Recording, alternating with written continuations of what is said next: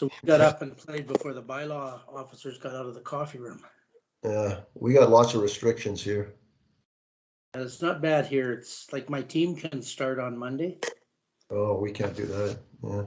Yeah, we got our head in the sand here. I think everything's okay. We can start, and they just have to wear masks in the room and those kind of things. Yeah. And so that's the rule so far. That's for college hockey.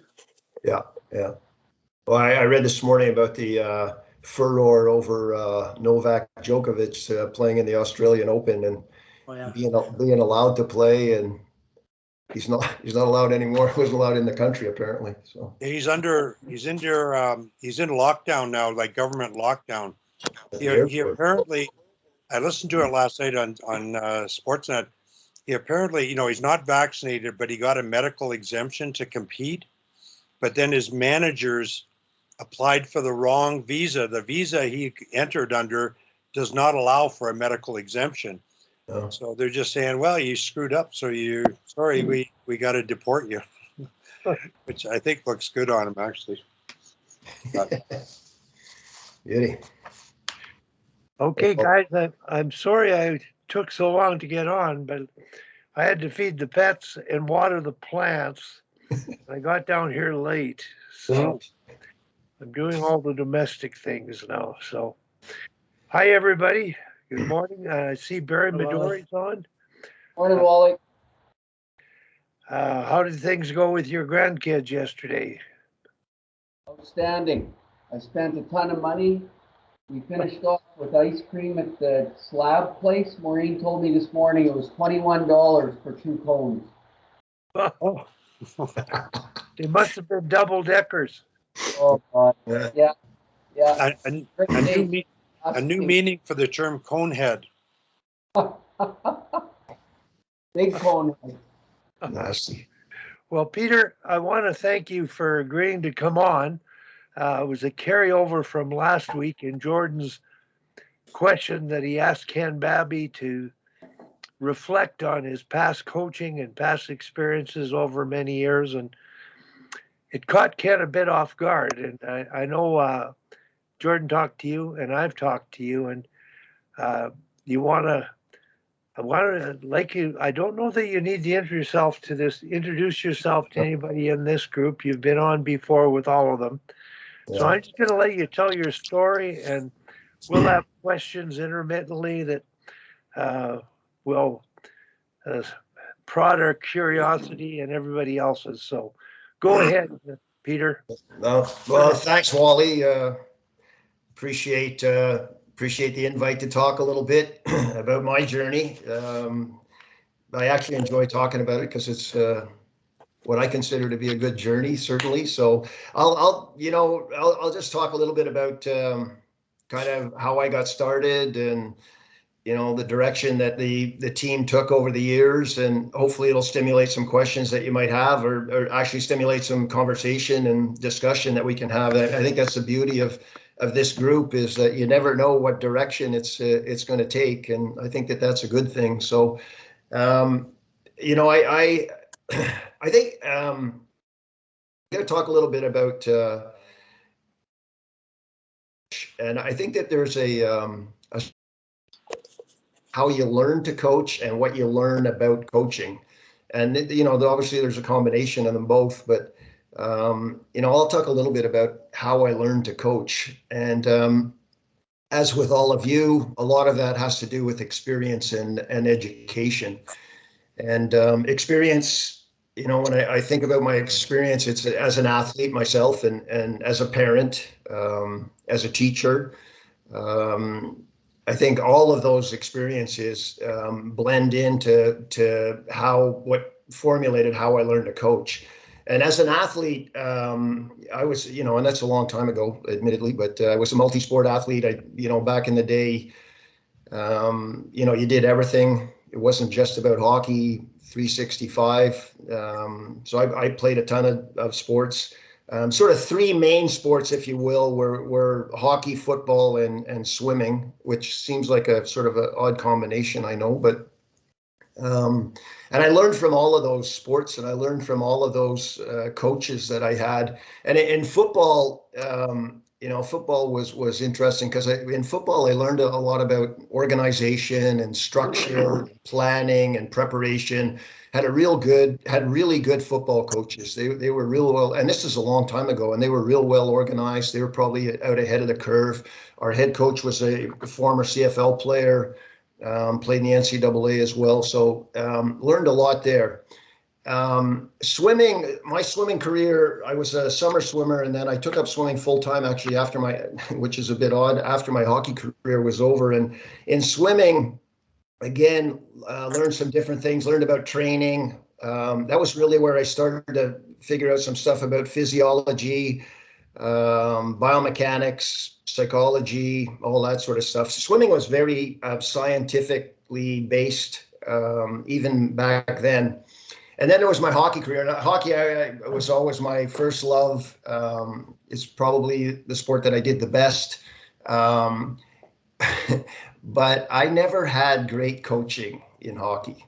And probably in hockey, what formulated my coaching in hockey was I learned what not to do in coaching, which seems a bit odd.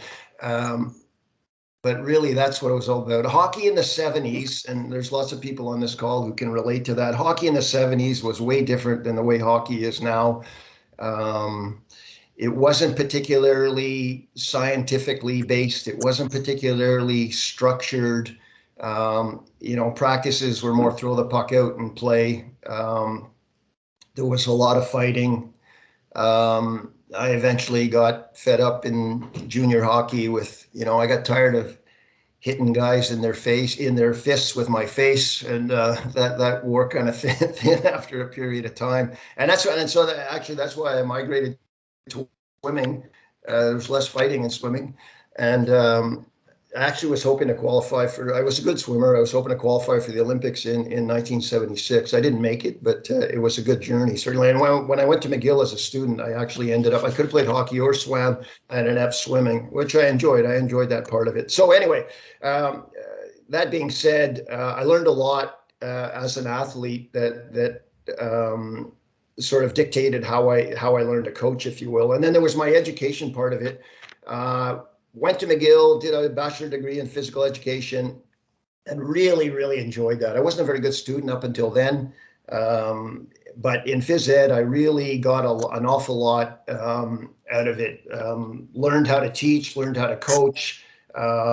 Tremendous amount of, at McGill, it's science-based. There was a lot of physiology and psychology and biomechanics. So that was, for me, that was real interesting. And then I did a master's degree in sports psychology after I did my undergrad degree, which again was a real area of interest for me. And then I started working at McGill, and I was running recreational sports and teaching phys ed skills courses. I was coaching tennis. Yeah, I know it's a bit odd again. I was coaching tennis, squash, and golf when I first started at McGill. I had a background in all of those sports. And then I was running the hockey schools at McGill. Out in the community, I was a skills coach, ran a lot of practices at various groups for guys, girls, all the way from Pee-wee all the way up to junior. I helped out and mentored coaches out in the community. So I'd been at McGill for a period of time, and women's hockey at McGill was a club level sport. And then in 1999, after the Olympics in 98, in 1999, they decided that there was a reevaluation of the varsity programs at McGill, and women's hockey was a sport that they had an interest in supporting, providing resources to. So they had a real interest in elevating women's hockey from a club level sport to a varsity level sport. Our director of athletics at the time knew that I was coaching. I was coaching out in the community. I was coaching my daughters out in the community. I had a hockey background. I was working full-time at McGill. Came to me, said, "We need a full-time coach. Would you be willing to coach the women's hockey team?" And so I said, "Sure, I'll do that." I was interested in coaching, at that level. But that level was quite a bit different than that level is now, certainly. We had very few resources when I first started. I remember going up to the rink and looking at the women's hockey team didn't really have a team room. They just had a room, and then there was kind of a locker with all their equipment in it. And I looked at the equipment that was in the locker and said, "Oh my God, it was a disaster."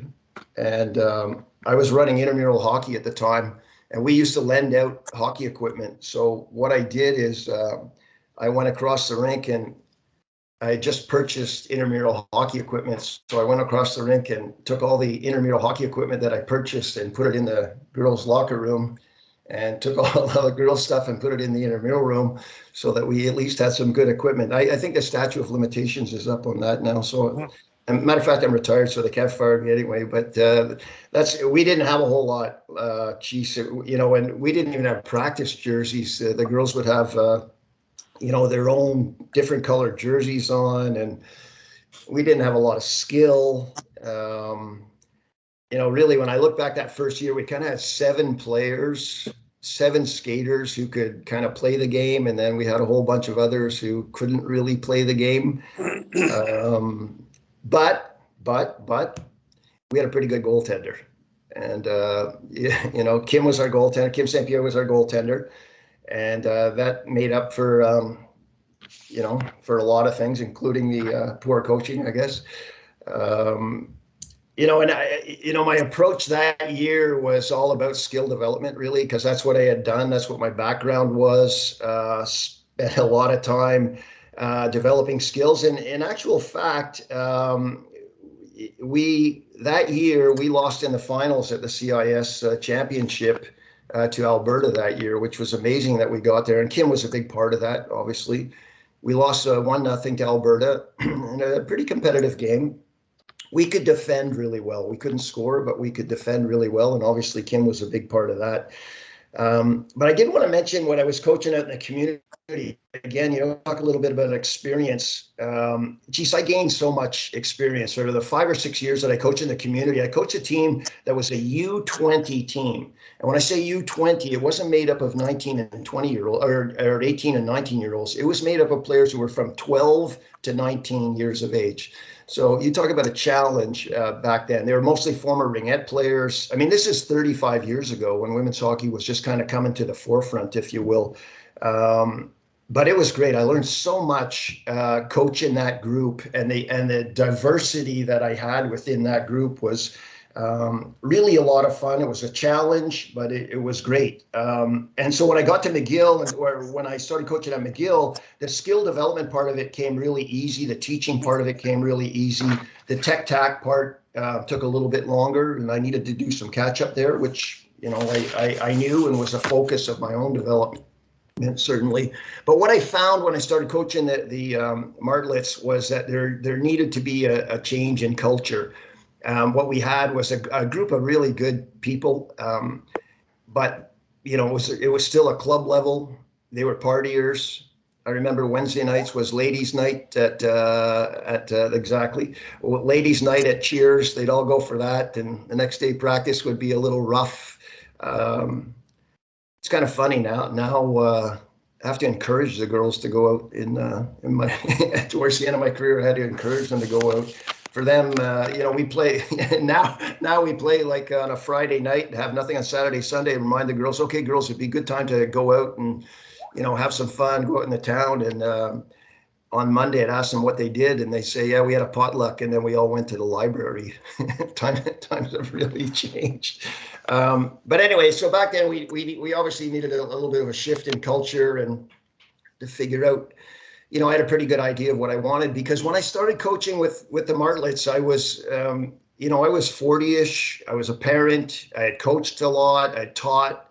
I had my own values, really, that were kind of established, if you will. So, and I think that was an advantage, if you will. I knew kind of what I wanted. I had lots of confidence in myself. I wasn't a 23-year-old recent grad and kind of figuring things out as I went along. And not that I had everything figured out, certainly, but I think that was an advantage to have that experience, if you will, in establishing the culture here at McGill. And what I really wanted was obviously, like everybody, I wanted a culture of excellence, where everything mattered and that people worked hard and bought in and shared values and shared vision. But I also wanted to win, and I don't shy away from that. I wanted an environment where winning was important. And I think the key really that I focused on was the development aspect of things, the development of certainly a holistic approach with as students, as athletes, and as people, as leaders. And what I really wanted was a culture or an environment, if you will, where, the players' appreciation of their McGill experience, it wasn't based solely on how much ice time they got, that there was other things that were involved in terms of their development, and that their value wasn't entirely based on how many goals that they scored. And I think that that's an important part of establishing the culture. Yes, ice time was based on performance. That's absolutely for sure. But it had to be an enjoyable situation for all the players. And that was important to me. I love the game. I like to have fun. I like to enjoy it. I wanted practices to be fun, based on development, but and part of the fun was getting better every day. So that was really the culture that I was interested in establishing. And so the question is, how did what were some of the things that I did kind of on that note? And obviously recruiting was a big part of it. So the first year, or after the first year, as soon as our season was over, out on the road, recruited 11 players, which back then was a lot to recruit. A lot of Leaside players, certainly, and others, which is very true. But the reality is, of those 11 players, only 4 of those 11 players actually played to graduation. They all graduated from McGill, but only 4 of them had a career that was 4 or 5 years in length. Because every year there were other players who were coming in. Back then, the development curve was extremely steep. Every year there were better players that were coming in. And that was hard. I found that it was difficult, but I also made the decisions that I felt were going to help our team improve and get better. And what we looked for were players who, well, first of all, admission into McGill was a big thing. Getting into McGill is not easy. It's not like going to Brown, for example, where they accept just about anybody. It was, it's hard to get into McGill. And so, I go, yeah. So I'd go watch a hockey game and I'd ask, okay, who are the smart girls? Who's got over 90% average? And then look, maybe there's 3 or 4 smart girls on that Leaside team. And I look at them and see, see if they had the skill, character, etc., to be able to play for McGill. So recruiting to McGill, in some ways, the field is narrow, but on the other hand, you get some real smart kids. Generally they're hard workers. It's kind of interesting at McGill, and I'm sure it's probably the same at a lot of schools, that the individuals, the students who excel at McGill, let me back it up. Students who get into McGill have really good marks. And the students who have gotten the marks through being brilliant sometimes aren't the most successful ones at McGill. The students who are the most successful are the students who are brilliant and work really hard. And what I found that was exactly the same thing in the hockey, is that sometimes players came in who were really skilled, but if they didn't work hard, they didn't get any better. And some of those players fell by the wayside, even though they were really skilled. And the players who were successful with the Martlets are the ones who came in who had some skill and that they worked really hard. And that was no different than sort of the regular student body. And so that's what we look for is players who had some skill, but who worked hard and were willing to be committed to the program and buy in. And then the other big part of it is we look for players who wanted to come to McGill. And that's a really big part of our recruiting process, was that we weren't interested in arm twisting anybody to come. Montreal's a great city, McGill's a great school. We have a pretty good hockey program. So recruiting players who wanted to be in that environment was really important for us. We never twisted anybody's arm to come to McGill. And then subsequently what happened is that we end up with a whole room of players who want to be there. And I think that that's huge. You know, I'm a happy guy. I wanted a happy team. If you make promises to people, they get unhappy. If the players are unhappy, I find it extremely difficult. So, you know, I don't think we can make people happy, but I think we can try and get happy people. And I think that made a big difference in terms of our culture building, if you will. And a lot of players recruited us. You know, a lot of players, you know, a coach would, you know, like Kim, for example, would say, hey, Peter, I've got this player, real bright, great marks. McGill's our #1 choice. And so when we would hear things like that, now we would go and take a look and, you know, take a player like that, even if they weren't well coached, you know, take a player like that, if you will.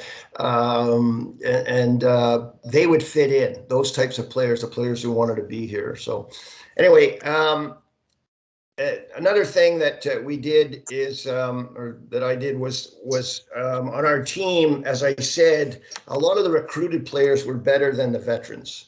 And as you all know, that can be upsetting if you know, upsets the apple cart a little bit as you go along.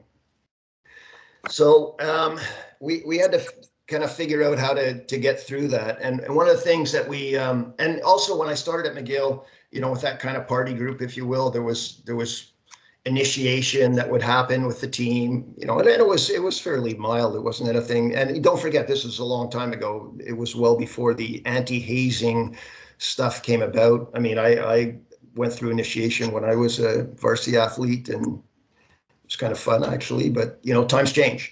But we were kind of ahead of the curve back then. I looked at it. I'm thinking, you know what, a lot of these incoming players are going to play more. They're going to be on the power play. They're going to take a leadership role. We need to immerse them within the team as quickly as we possibly can. And so what we did is we initiated the idea of a team building retreat, and that was huge. I think every team probably does it, but for our team, that was huge in terms of development of our team and of our culture. We don't use the term rookie on our team. We use the term first-year player, second-year player, third-year player, whatever it is. We got away from using the term rookie because, again, we wanted incoming players to feel part of it right away. And on our team retreat, that was a big part of it, is that how we ran our team retreat and what we did when we first started it. You know, I was, you know, like I had, you know, I was doing basically everything on the team retreat. And as it evolved, what happened is the players took more ownership in it. They really valued the retreat. They planned it. They came up with activities that were competitive in nature, but cooperative as well.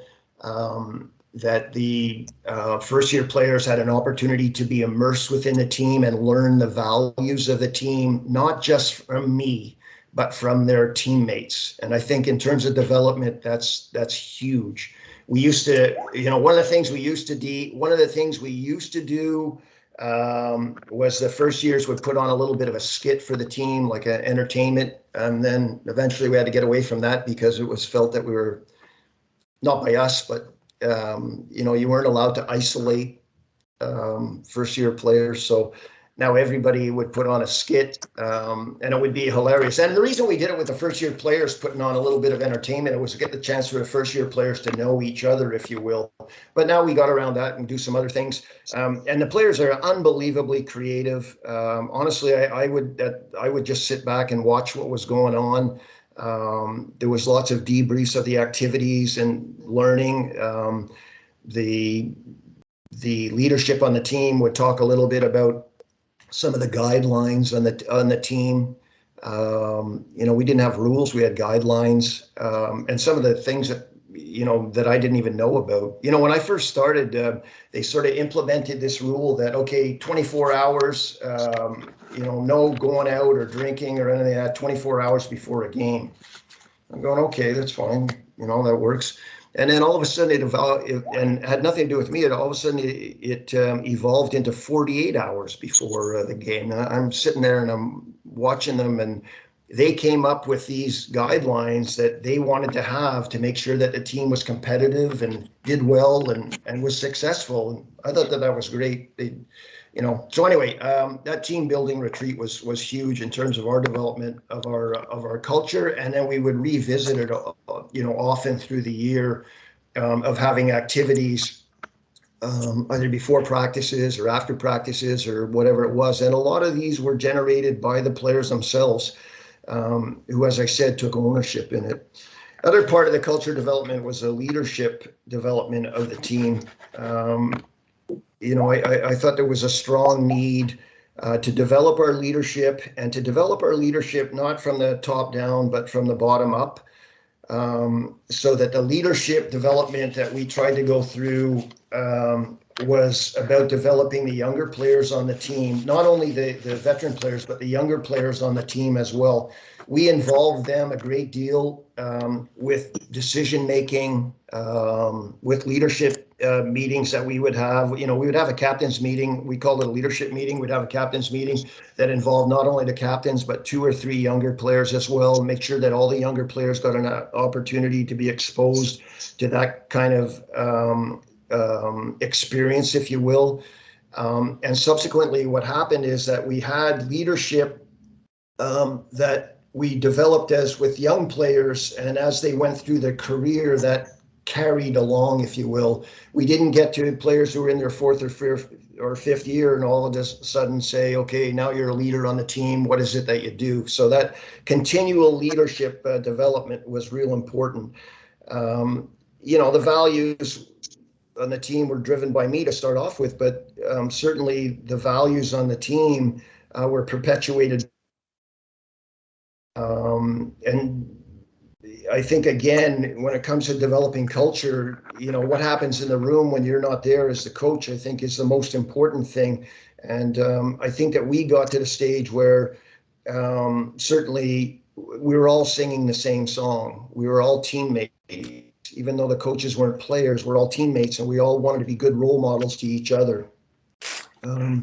Tried to empower the players as much as we could. When I go into the room between periods, I ask the players what they see, and the group had a lot of trust. They knew that nobody was going to get hung out to dry if somebody brought up something that wasn't quite, what we were looking for.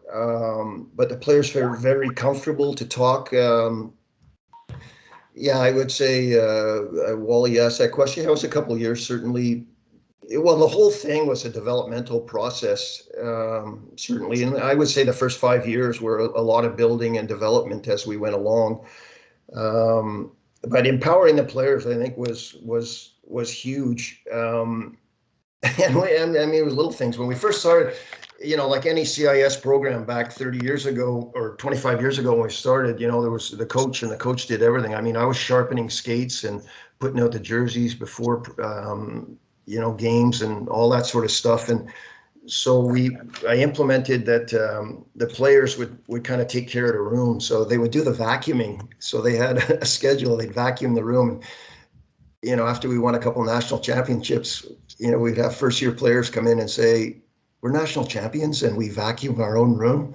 And but interestingly enough, the players really bought into that kind of stuff. They took ownership in what they did. They took pride in what they did.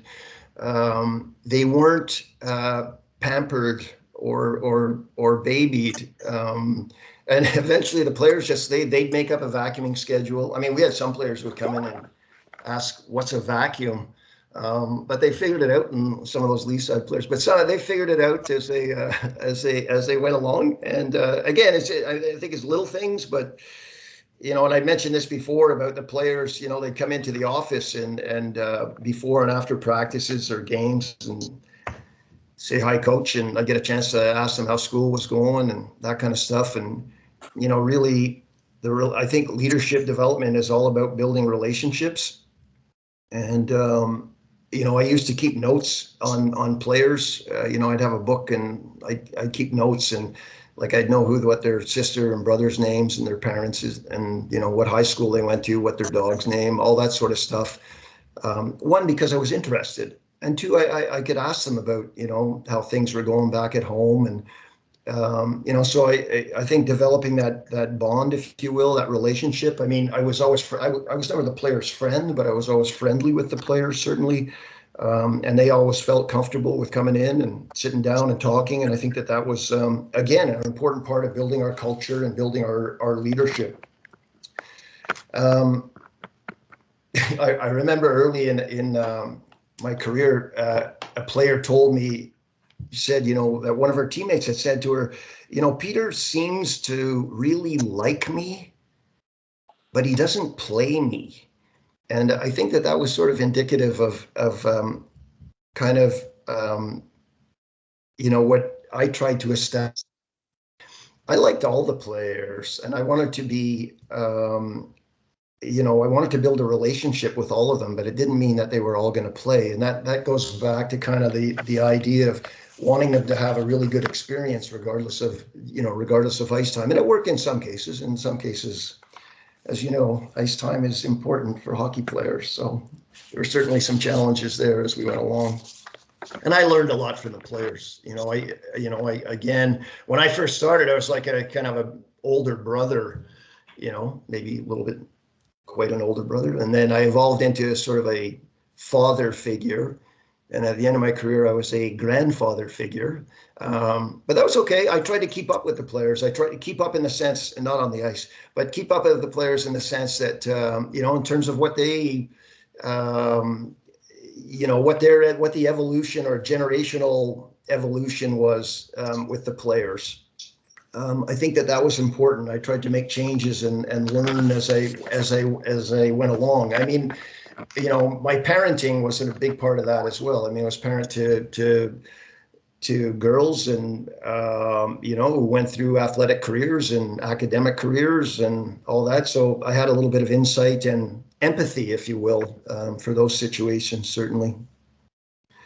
But one of the things that I also developed early before I started coaching at McGill is that my coaching wasn't, the coaching of the Martlets wasn't gender-based.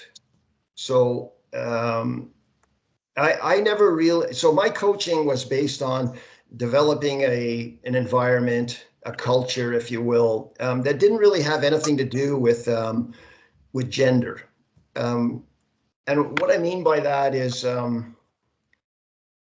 so I'll give you an example. Like when I first started, I remember our team wasn't all that inclusive when I first started. I mean, I remember there was some, players talking behind other players' backs. And it came to again, we're talking 25 years ago, and it came to my attention. And so I mentioned it. So we're having a meeting, and I mentioned it. I go, look, girls, apparently there's some gossip going on, and we talked about it a little bit. And so I said, well, why does this happen? And one of the players said to me, because we're girls.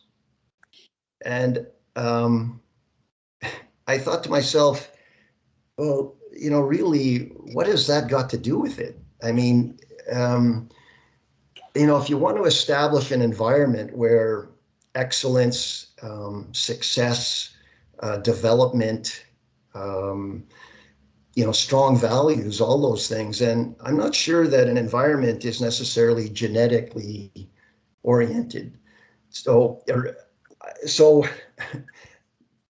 and there were a lot of stereotypes I found when I started coaching female hockey, a lot of stereotypes, a lot of generalizations, and I'd hear all the time about, well, you can't do that with girls. I'm thinking to myself, well, why can't you? Like, why not? And, I remember one of the ones I heard was, well, girls want to know why and guys want to know how. And I think to myself, well, I'm a guy. I want to know why. I know lots of guys who want to know why. And I know lots of girls who don't want to know why. And so for me, it was about establishing a culture and environment that was strong in nature, that I wanted to get away from any kind of stereotype, if you will.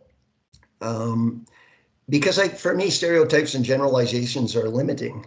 And I didn't want to limit the development of the players either. Well, when I say players, as these student athletes, I didn't want to have any limitation, and I didn't want to be determining any limitation in terms of their development as students, as people, as athletes. And so that was the approach that I took. Like, I don't think you'll hear me very often say, well, the girls can't do this or the girls can't do that. I mean, the big thing about coaching female hockey for me was that I couldn't go into the room unannounced. Other than that, I just forged ahead. Would I coach a guy's team different? But I'd coach any team different. If I was coaching, I'm coaching I think I've told you this before, I'm coaching a U11 team now. Yeah, I coach them different, but it's not because they're guys or they're boys. It's because they're a different age group and they have different abilities and capabilities. And so that was a big thing for me as I looked at the players and teams' abilities and capabilities and developed my coaching from that standpoint. Holy crow, I've taught for a long time. I'm going to finish this off a little bit here. Just, I think, one of the things that you look at is to figure out whether you have a strong culture. And when you look at your own team and, what the level of trust is, what goes on in the room. We had a player, a great kid, she's in her 5th year now, and she came in, I mean, I don't use profanity and in my teaching or parenting or coaching, and although I have been known to drop a few F-bombs on the golf course. But anyway, I remember this kid came in and she just had like a total filthy mouth and was swearing all the time, and eventually kind of saw the light a little bit. And I remember she was in about her 3rd or 4th year, and she says, yeah, Peter, so-and-so, they came into the program and, oh my God, they swore all the time. I had to tell them that was not appropriate. And when you get to that sort of stuff where they're perpetuating those values, I think is, and I was just giving a little example, you got something going on. Anyway, and the last thing that I'll say, God, I apologize for so long. Hopefully you've remembered some of your questions. What Jordan's question, what would I do differently or what have I learned?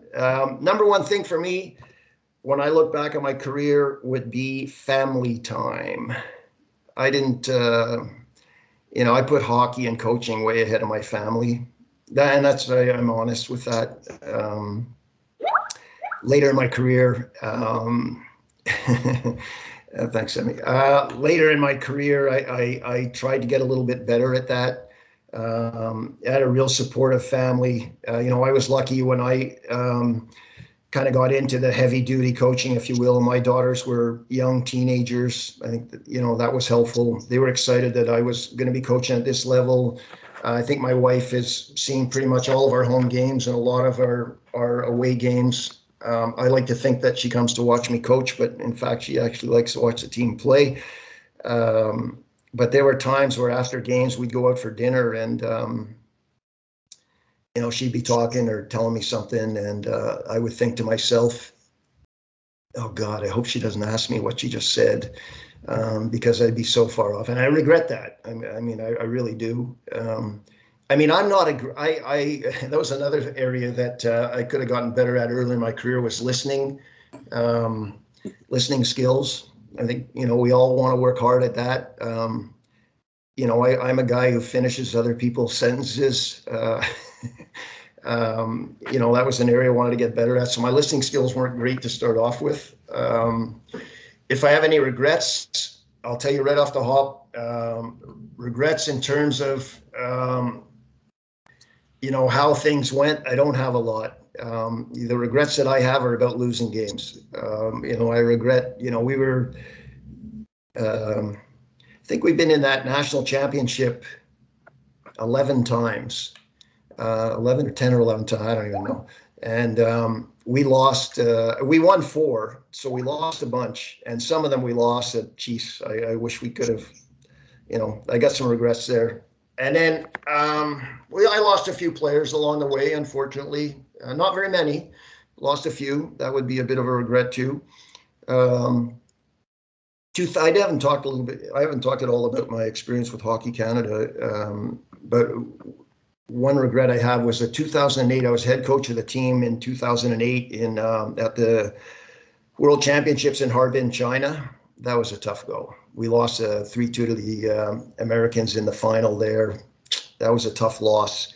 Could have done some things differently, certainly going to Harbin, China. But again, that's here's what it is. Anyway, that's enough about me. Way too much about me. But so maybe hopefully it'll stimulate a little bit of conversation. That's what I really like. Okay, Wally, you got your hand up. And you're muted. And your mic off. Okay. Sorry, okay, my raise hand symbol is working. I didn't know how to access it. Peter, I mentioned to you, I always felt working in my role at Team Canada, and I'm going to be frank, I felt awkward. I didn't know you well. You didn't know me well. And my role, having been there since 2002, in terms of the culture that was there at Hockey Canada and what was going on, I tried to influence things a lot. So we talked earlier about your background of experiences, and I think that's one of the most important things of this presentation. When a person comes in, a coach comes into an organization, that the people of the organization get to know them a lot better. And no formal opportunity is ever allowed to do that. You get hired, you get the job, you play your role, I play my role, I attempt to influence. We've created a culture, we want to maintain that culture, and we've got X's and O's in place that are pretty symptomatic, figuring it out, FIO, read and act, and the systems don't make that much difference. But at least across the country, the goal was to get all coaches, all national team athletes that were involved in the program of excellence that Barry's working in now in Alberta on the same page, technically, tactically, and I think ethically. And I don't know that continuity of philosophy exists as I hoped it would in the years I was involved. But I really did learn when Jordan was to ask me, what would I have learned? I said, well, just from when you talked to me on the phone about your background, I knew you had done some great things, but I had no idea of the scoping of it. And your background taught you an awful lot. But the one thing I want to ask you about your background is, how the hell did you get to drive motorbikes? Yeah, I had my first motorcycle when I was 15. Wally, I've had one ever since. I've probably had about 30 different motorcycles, and I was lucky. You know, my dad was interested in motorcycles, and much to my mother's chagrin, he was actually the one who went out and we bought a motorcycle together. And so anyway, that's how it's a bit of a passion for me, certainly. I still have a couple of them. So anyway, but I did want to comment, Wally, that I think, two things. One, I think when you ask a coach, often when you ask a coach about coaching and their background and all that, they do talk about what they've learned about coaching. So, the seminars they've been on, and certainly some of the other things that have built up their CV, if you will. And what to me, the biggest interest is how you learn to coach, and that's your background. Knowledge comes from experience and education. And a lot of that happens before you ever get to coaching, if you will. There was a really good, I think it was the NHL Coaches Association. There was a good talk with Rod Brendamore, John Cooper, and Pete DeBoer. If you get a chance to take a look at it, it's real good because, you have Cooper and DeBoer, who were, kind of career coaches, didn't have the playing careers. And then you had Brendamore, who basically, when his career was over as a coach, as a player, got into coaching. And so kind of interesting perspectives. And Rod Brindamore is a very humble guy, or at least in that interview, he came off as being very humble. And he basically was great. He said, hey, I didn't know anything about coaching. I was a player. I never really wanted to be a coach. And all of a sudden I get thrown into this coaching stuff and I had to figure out stuff that was going along. So there's lots of different paths to get there, but that's how he learned to coach. And he's certainly had, well, and I would agree with that, Tim, that they were both, kind of got to that level. Whereas Brindamore, he's done a super job, but different pathways, if you will. And the other thing I want to comment on, Wally, what you said was about culture. That, to me, like building culture at McGill, I found, well, in a way, I found it easy to build that culture. Culture building with the national team, way more difficult. You're not with the players as long. You have a much more diverse group, if you will. A lot of that is based on skill. A lot of the players that are there are based on skill only. At McGill, we had the luxury of, it was a more homogeneous group in the sense that, their ability as athletes, their ability as their ability as students, their ability as athletes, their ability in terms of leadership, it brought the group closer together.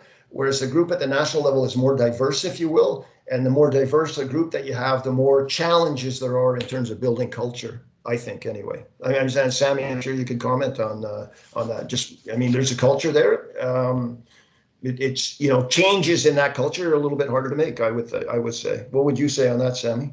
I would totally agree with you. I think the diversity of the background is you have very different socioeconomic backgrounds. You have very different experiences. Yeah. And yeah, the cream rises to the top because of talent, not necessarily because of culture. And I think we're seeing this time around with the coaches having cut some players that maybe from the outside everybody would say they deserve to be there. They're good enough to be there. But I think they're really trying to work on that culture aspect that is not easy in the Hockey Canada mentality. And it's tough because you don't see the players all the time. You don't really get to know the players. I would say that you coached me and I have learned more from you from being a Shark than we ever did together. We just would have never had time together, right? There was never any opportunity for that, and it was very limited. So rightly or wrongly, that just kind of happens within that system. So I think I love when you said you never arm twisted people to go to McGill. I think that makes a big difference. Instantly, you have a culture of people wanting to be there, and not necessarily fighting for spots, but feeling like they are valued and welcomed. So that's awesome. Yeah. No, I would agree with that. I always found that tough with the national team in terms of. I remember, I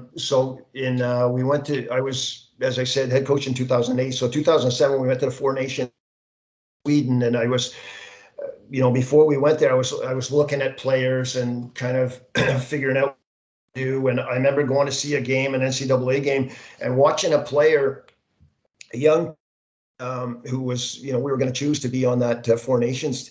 But I'm watching a player and 2-minute shifts, longer, totally lost in her own end, not great changes. And I'm watching this and I'm thinking to myself, okay, how is it work? When so you had all these players and you get together and you have them 2 days and then you're flying and you got to play. So anyway, it was my experience with Hockey Canada was super. I learned so much. It certainly made me a better coach, and some things I learned, wouldn't quite do it that way. I'd do it a different. This is an important part of learning. Tim. I think Kim was in before me. Go ahead. Oh, sorry, Kim. Sorry, Kim. After all the shots I took at you, I think you're muted, Kim. Yeah, I'm not very. I didn't go to McGill. I need a little more help. Dartmouth's pretty good. Yeah, it's okay. I texted Lomer and Paula to say that we were chatting today. So their comments maybe aren't as clean. No, I'm just kidding. They're great. I was actually on the ice with their daughters, who are all great players. And they're both great coaches. So, just so everyone knows, Paula, one of Peter's players, who is quite a goal scorer. Her 3 daughters all play at Leaside now, and she helps coach all 3 teams, which is amazing. She also has a full-time job and a son who plays. And then Sarah Lomas is the president of a hockey association here and coaches her daughters as well. So they're giving back to the game, and obviously that's a tribute to you. I'm just curious, Peter, and this might be, I'm turning the clock back real far on you, but I know when I went down to the States to play, you know, there was a choice of sort of McGill, U of T, or the Ivy League, and they all kind of sat in the same spot in terms of the hockey that was available, as well as the academics. And I think that's still true today. And I've always said that to my players, that, you know, the experiences you're going to get academically at those 2 institutions are going to be very similar to the Ivy League. But I know when I went down in the late 90s, a lot of Canadian players were going down to the States and specifically to the Ivy League schools. And that continued for those of us who are a little nerdy. How did, like, you already sort of said, you know, that you wanted people who wanted to come to McGill, but I would assume that a lot of the players you looked at were also looking at, say, Karen's team at U of T or at the Ivy League. So, yeah, how did you differentiate what you were doing there, or was it, you know, simply, you know, as you said, looking at people who really wanted to be at McGill exclusively? I mean, the recruiting. Well, first of all, one of the cornerstones of recruiting was I never used any reverse kind of recruiting, if you will. So I never. Like if somebody told me that, you know, I'm looking at Dartmouth or Brown or Yale or McGill, I mean, I'd encourage them certainly to, you know, to look at the whole package, if you will. They couldn't make a bad choice. Now, somebody told me that they were looking at McGill and then some other institution, NCAA institution, for example, that didn't have the same sort of academic standards that McGill had, then I would think to myself, I don't know what it is a McGill person, really, because if now their focus isn't necessarily on academics. So big part of our, you know, process was on the academic end of things. Staying in Canada, I mean, we definitely highlighted that. Give them the opportunity. So, because again, depending upon what they wanted to go into, there was a benefit of staying into Canada. For example, if they wanted to be a teacher or a doctor, if they were to go and take a degree south of the border, when they would come back to Canada and wanted to do a medical school, they might not have the requisites to be able to get in. And we get a ton of students who want to be doctors. I mean, there's no getting around it. So that would be, for example, and I would encourage them to look to make sure that their academic profile fit into what they wanted to do down the road. Yes, some of it was about hockey and hockey development and the coaching and all that, but it was mostly a focus on academics that we have in terms of our recruiting process. And that doesn't mean that we're only looking for nerds who can't skate. No, we're looking for the whole package, if you will. There's, you know, and I mean, you know, Queens, you know, sometimes we'd lose players to Queens too. And that was a real, oh my God, that was. Peter, just to finish the thought, I'm going to steal your term accidental coach, and perhaps Matt would call himself one of those. And I am certainly one of those. But that's now how I'm going to refer to myself, as an accidental coach. And I'm sure I was pre-med at Dartmouth, so we all know how that worked out. But there you go. So thank you for that. I'm going to be keeping that one for a long time. Matt's like of CIS hockey, you know, lawyer, law school, all that, and then get into coaching hockey. But I will comment, Kim. I said this before. I mean, one of the satisfactions that certainly that I have is not only that they move on in terms of their professional, vocations and careers, but also that they still love the game. And all are great examples. You know, they're both coaching. They both got kids who play, both boys and girls. They're really into it, and that's satisfying. I would hate for somebody to leave McGill and hate the game of hockey. You know, that's not a good thing at all. So I think that's I'm not fun. sure if you taught Paula how to play squash, but she and I play together. So She's competitive, eh? Yeah, I'm one step ahead of her right now, but she's hell bent on catching me. So you can imagine what those squash games look like. They look like hockey in a box. Yeah, It was fun. I can imagine. Some were two big parts of it when I first started at McGill. Great, they were two of the players who could actually play when I first started. They were good, certainly. Sammy, your hand's up again. Got a mouthful. Yes, I don't know if somebody else had their hand up. I don't know if Tim was before me. Tim, you go ahead. Yeah, sure thing, Sammy. Not so much a question, but a comment, Peter, and always love listening to you. I just wanted to encourage everybody, anybody that's on the as a coach's site membership, there's a really good 20-minute sort of piece. The guy's name is Cassidy Preston. He's an ex-OHL guy, and Chris DiPietro. They do a 20-minute piece on the TV series about the Leafs called It's All or Nothing. And their little piece is called It's Not All or Nothing. And I think the pertinent point, and I thought of it when you were talking about at the top, Peter, about how you wanted to create an environment of excellence, of course, and focused on development of the people and the players. But yeah, you wanted to win. And that's exactly what this column is about. They warn kind of against, like for the young coaches, it's kind of an easy thing in some ways to get to a point where you say, yeah, I'm all about process. But they warn against being all about process so you get the results. And the important thing, and I think it's a credit for you, like I think you were one of the coaches that managed to focus on the process for and of itself. And then the results either come or don't come, but more often than not, they would come. But it's kind of a good 20-minute little yeah, that's good. Listen about, the process is what it's all about. Make them better players, make them better people.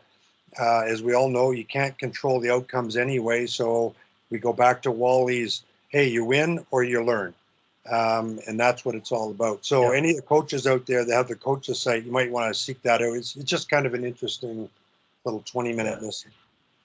When I was coaching at the community, this U20 that I had, most of them, as I said, were former ringette players. They could all skate like the wind, but I mean, the puck and the stick were pretty foreign to them. So, and we were really successful competitively. The reason we were successful competitively, we didn't have any systems. I can't remember in the 5 or 6 years I don't on a power play or penalty kill or any of that. We just got better at skills. And so subsequently, was the big part of it. The practices, even at that stage, were very upbeat, lots of pace, so that had a big effect or a big impact in terms of my coaching, even when I got to McGill. So the development part of it. Now, Tim, after about 2006, every preseason meeting that we had talk about our goal for the season, our ultimate competitive goal for the season was to win a national championship. We would talk about that. We would put it out there on the table, and then we would never say it again over the course of the season, what we were talking about that we had to do in order to get to the goal that we wanted to have. It was there. It was out there. It was often in the room. We would talk about it. But then that was it. That was the end of that. And we focused on practices and shifts and games and all that sort of stuff as we went along. So it was always there. But Peter, I'll let the lawyer weigh in. I'll let the lawyer weigh in a minute. But just to follow up on that, because that's one of the things I wrote down as Sammy was talking. I was thinking about this, and I remember my thought was, it's difficult or a difficult balancing act when you're in a successful environment, like you had at McGill at that point, and like they have obviously at Hockey Canada and same at Hockey USA. And if you're in a really successful environment where anything but a championship is sort of unacceptable on some level, it complicates that focus on the process, but in lots of ways it makes it even more important. And that's what these guys talk about on the coaches side. Yeah. Is it's one of the things maybe the Leafs are missing, is they need to let go of the fact that they got to win in the first round and just go and play and focus on the minute-to-minute process. And I remember distinctly at the 2005 World Championship, Sammy, in Finland, talking at a meeting about focusing on the process, not worried about are we going to win the gold or not, but let's focus on, like, again, for one of Wally's things, on win, what's important now, our next shift, our next battle, our next race. And one of the players piped up and said, bullshit. We have to win the gold medal. That's it. So it's a tough balance in environments like that. But it's even more incumbent and important for the coaches to double down and really focus on what's important now, like your next battle, the next period, whatever it is. Yeah, no, I agree. Except I think we were in Sweden in 2005, but lost in a shootout. But anyway, that's okay. Matt. Yeah, the bench recognizes Matt Holmberg. Is he still there? I don't know if I was next, but I'll jump in. Great to see everyone here. Happy New Year. Peter, I jumped in a little bit late, but I caught the majority of it. And I had a front row seat to a lot of what you were talking about as well. So great to hear all of it and great to see all of you. And, and I've expressed this to you directly, Peter, but for the benefit of everyone else, I think it's good for them to hear as well. I started in as head coach in 2009. And really where I was, I didn't really have a mentor, right? And so I was forced to sort of seek some guidance elsewhere, and including with Wally, as I think most of you know. But very quickly, I realized that I could look east down the 401 and see an example of some cultural excellence at McGill already. And Queens and McGill having similar universities and some of the similar pros and cons, I guess. It was quite easy for me, I guess, to look at the model that Peter had already set. And by then in 2009, you were already winning lots of championships. And so I would quite shamelessly and selfishly try to set up as many exhibition games as I could with you guys, because we were in different conferences. So unless we met at nationals, which we did at least once, I think, that was the only time to basically listen and watch and ask questions. And I learned a lot that way. And you were always engaging and always accessible, and there was no reason for you to do so. It's just part of your nature and part of your personality. And I know you were very busy, but I was always grateful for all those opportunities. And I'm still trying to chase that excellence and still trying to find that consistent excellence that you were able to bring to McGill.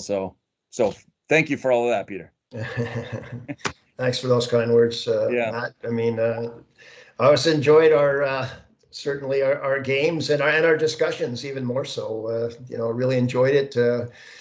One of those regrets that I have is Napanee in 2017 and losing Alberta in overtime there in a game that I thought we should have won, but that's not my only memory of Queens, believe me. And as I told you before, my dad's a Queens grad, so there you go. Yeah. Let me continue to go on that road though and pick your brain on something. Go ahead, Peter. So you mentioned earlier about vets and recruiting and bringing in better players type of thing, and that's a sign of a program that's continuing to get better, right? And we try to have a culture where it's largely, behavior driven, rewarding good habits, that sort of thing, right?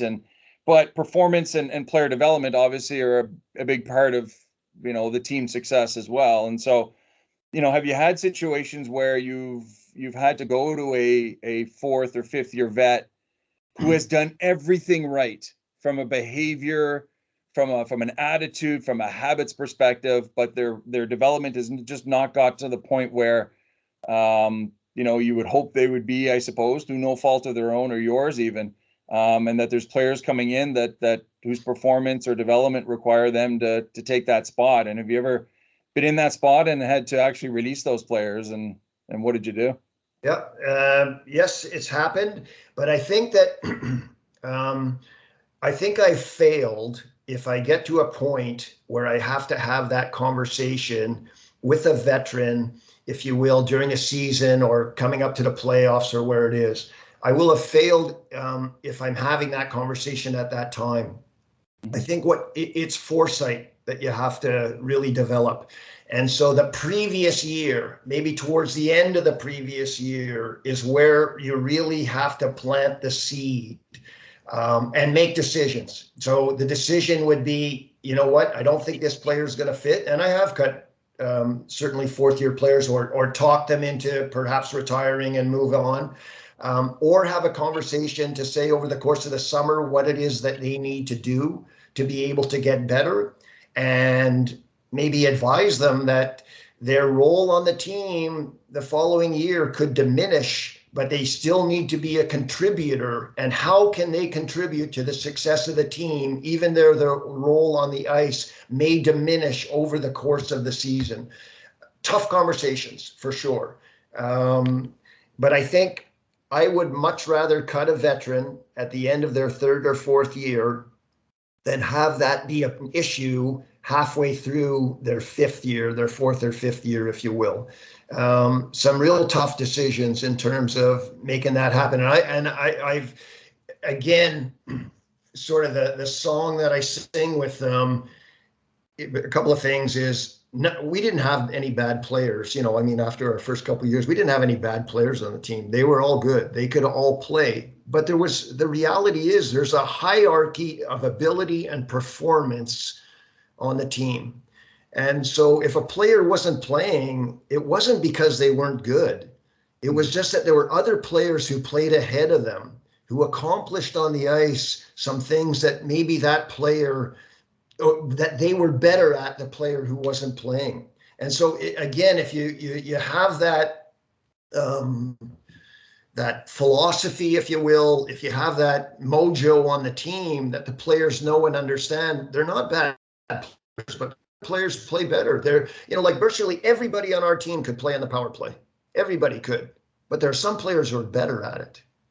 And again, that would be a constant reminder of that the top performers were going to play more. I mean, we were a 4-line team, but not everybody played the same amount of time. Everybody played, but not everybody played the same amount of time. Not everybody played in a situation. What broke my heart the last year I was coaching, I had a third-year kid, great kid, super, super kid, but she kind of lost her confidence, lost her way. Players leaped ahead of her. She didn't play in the power play, didn't play in the penalty kill. She was probably the only player on the team who didn't have a role on either of those. And she was a vet. Broke my heart, really.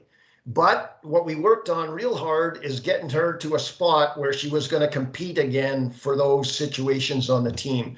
And over the course of the summer, she got her head straight. She got a little bit more confidence. And the years that she came back, then boom, she was a good player on the team. So again, I don't know whether I've answered your question or not, Matt, but I think, I think what's important in those situations is to look ahead as to what's going to happen. And can I keep this player and not have her be disruptive based on the role that she's going to play on the team? Or am I better off in cutting the cord and moving on? Yeah, no, absolutely answer to Peter. I appreciate that. And then, yeah, you touched on it. Timing is a big part of it. The foresight is really important. And it's always hard when, the player's coming to you and saying, I've done everything you've asked. I've been the model player, and you can't disagree with that. Yeah. Right. And yet you're still demoting them, right? And that's a tough talk, but it's part of pushing the program along at the same time.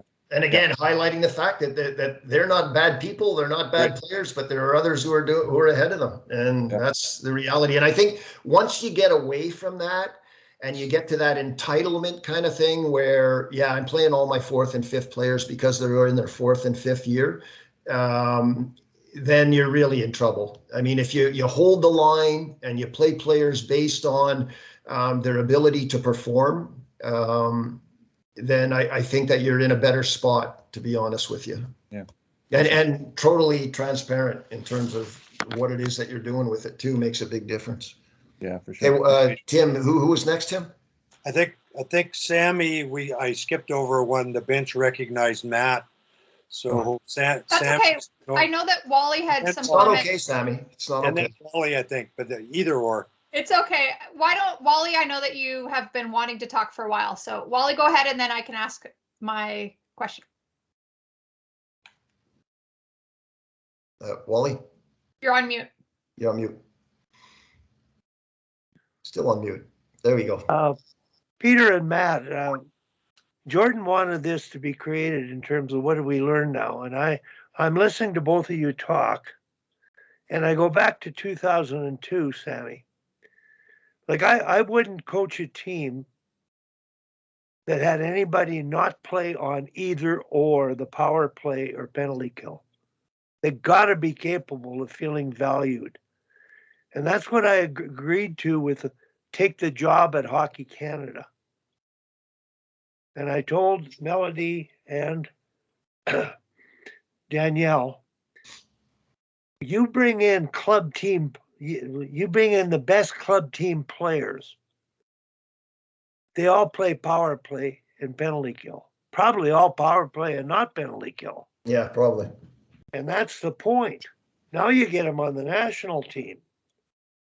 And that's where you have to let them feel valued.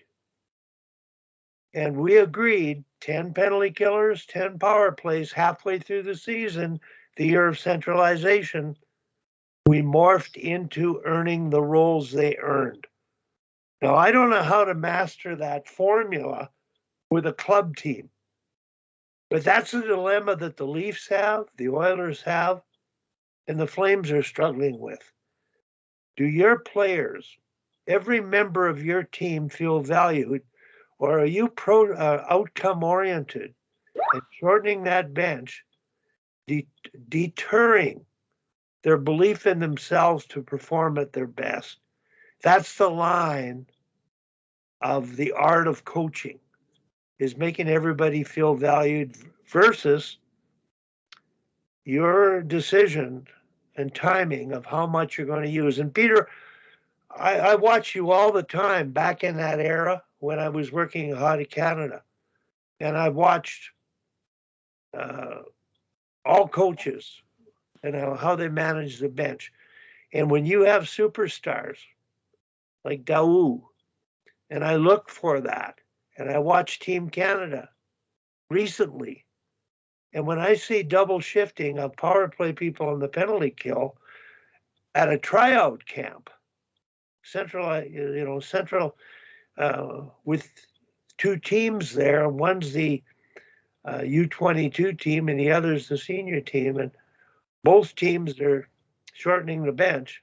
They're not developing. Yeah, no, I agree. So that's my whole key point is I felt, Peter, when in my role at Hockey Canada, I felt that's what I wanted every coach coming in to understand. And every coach at Hockey Alberta, Hockey Ontario, you name it, they're there to develop the players. Our role, representing Hockey Canada, was develop the coaches in terms of understanding the importance of development, transmitting belief, and not shortening the bench, but managing the bench.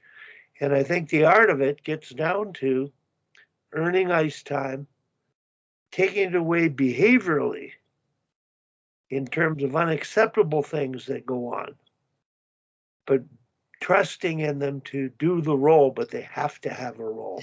Yeah. So that's my 2 bits worth from, my 15 years, past 15 years of experience. And that's all I'm dealing with now in minor hockey, Peter. Yeah, sure.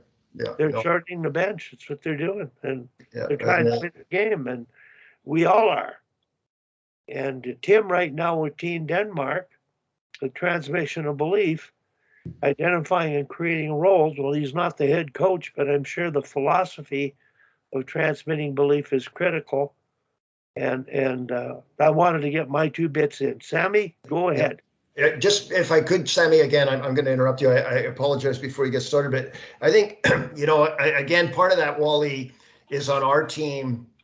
And I said this earlier, is that the individual's value wasn't solely based on how much ice time they were getting or how many goals they were scoring. And I think that that's an important part of it as well, that everybody on the team was valued. Some players played more, that's true. But building those relationships with the players, making sure that they had an enjoyable experience, all of that is part of it. I mean, it's not the only thing, but it's certainly part of it. And, when you talk about power play and penalty kill, I was, at the beginning of the year, everybody would, practice on the power play and everybody would know it and understand it and learn it. And eventually we would morph into the fact that there were power play players and there were PK players. And there was just so much pride with the PKers, to thwart the power play. And there was, it was just, they took value and what they're, all the glitz is with the power play. And all the ice bags and bruises are with the PK, but they took so much pride in that as we would go along. They had a role, they had value. So I agree with you 100%. It's certainly more difficult, as I said, out in Calgary. But Sammy, go ahead. Nobody's going to interrupt you now. I'm going to make sure that. It's okay. I'm used to being the backup a lot of the time. It's fine. I know my role. So I have 2 quick comments and then a question, but I'm assuming you knew my swimming background only because we did the triathlon, Yes. and many of our teammates could not swim. But I don't know if you knew that my uncle was Larry Tappan, was the president of CASA in 1974 to 76. So yeah, interesting. That's sort of full circle. And so I've had a couple cousins that, and my cousin Jay Tapp just narrowly missed the 1980 team. Well, I guess didn't narrowly miss, made it, but didn't go. So probably would have swam against each other. Yeah, I credit a lot of my technical side also to swimming and to that development. I mean, I loved swimming, and the only thing that I hated was waking up early in the mornings. Yeah. So I couldn't handle it. The second comment was, I do think that you have probably the highest percentage of players still involved in some way in the game. So that's definitely a credit to what you've done there. And I mean, a certain credit, obviously, to those players that continue to do that, but you, not too many left not liking the game in some way or another, whether they got into management or coaching or something. So that, I think that's huge. And I think we as coaches can all aspire to something like that. That's what we want for our players. So this kind of has to do with this. You talked a lot about developing that relationship with the players, and that, you liked your players and you cared for them and you wanted the best for them. When you got to the national team, you had to make some really tough decisions concerning your players that you liked and that you had that relationship with. So as a coach and as a manager, I think that's what I struggle with the most, is those difficult decisions that you make about what are you, friends or people that you care about, and how do you manage those feelings? How do you, did you have a support network that you went to? I think that that's my biggest struggle, is that I feel so terrible when I have to make those decisions and that person walks out of the room and that you've just crushed their heart. And yeah, I guess just how do you deal with that, and how did you deal with that? I think specifically of Kim and Charlie, 2 incredible goalies that you mentored, and they both loved you and respected you, and you had to make really tough decisions concerning their future. Yeah, particularly in 2006. Mm-hmm. Yeah. I loved pretty much everything I did when it came to coaching, other than, those tough conversations with veterans. That was, and I was probably a little better at it earlier in my career. As we get older, we get a little bit more emotional. I found that and I'll be 100% with you, I found it more difficult, putting players in the stands. Towards the end of my career, I found that had more of a effect on me emotionally, if you will. Again, I go back to what I said, with Matt. I think transparency is just everything. I think the strong, those conversations and your success or failure in those conversations start years previous. And it's building that relationship with your players so that when you do have those conversations, they trust you in the decisions that you're making, your viewpoint. They might not agree with you. And I respect that and I understand that. They might not agree with you. But the stronger the bond, the stronger the relationship that you have with the players, the more meaningful the conversation is, regardless of whether that conversation is one they want to hear or one they don't want to hear. It doesn't always work. But that's why, for me, it was so important to build relationships with the players even before they got to McGill, if you will, when we were recruiting them, if you will. To me, that's everything. Sammy, I empathize with every coach who has to make those decisions in terms of cutting a veteran or, not playing or not playing any player. I found to be very difficult. I mean, I look back to 2006 and, the decisions made in the gold medal game and, just decisions all along. It was, so did you, agonizing. did you burden your wife with that? Did you burden your yes, you asked me that. Yes, very much so. It wasn't a burden. It wasn't a burden. So what was the specific way that you yourself handled the after emotions? Like, I'm sure you were great in the meeting, but how did you handle it after? Did you sit in the dressing room with the coaches and have some scotch? Like, what did you do? Some with the coaches. My wife. My wife was a behavior therapist. She's in psychology. That's what she did. She worked in a. Well, that's not fair. In a hospital, yeah. So I think that's why we've been married for 47 years. She's got me figured out a little bit, unlike most people. But so yes, my wife was a huge part of that. I could bounce things off her. She was a calming force. I remember a game a long time ago. She would sit up in the stands, she would move around and talk to parents and all that sort of stuff. But I remember once I was getting heated at a referee.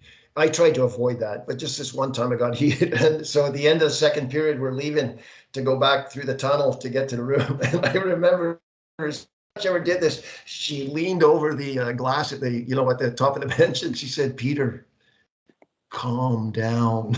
It was the only time she ever, but I needed that. And so she was, real good at that. So I did that. And then, Sammy, I'm not going to lie to you. I had so many sleepless nights. Often we'd win a game and I'd sit two real good kids up in the stands and then I couldn't sleep at night because I, worried. I was upset over them being upset. How am I going to deal with that?